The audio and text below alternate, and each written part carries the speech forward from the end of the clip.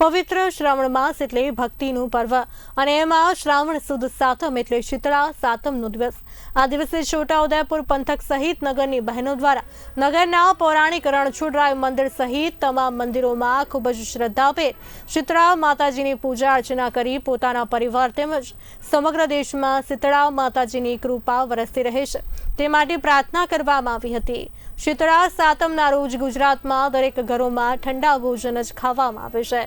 રાંધણ છઠના દિવસે વિવિધ પકવાનો બનાવી ચૂલો ઠંડો કરવામાં આવે છે।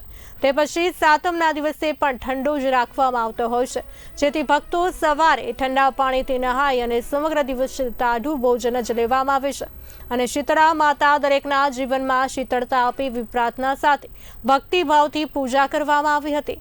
નસવાડી ખાતે પણ વહેલી સવારથી જ માતા બહેનો શીતળા માતાજીની પૂજા અર્ચના કરી પોતાના પરિવારજનોના આરોગ્યની સુખાકારી માટે માતાજીની પ્રાર્થના કરી ઠંડા ભોજન્યા જમી શીતળા સાતમની શ્રદ્ધાભેર ઉજવણી કરી હતી।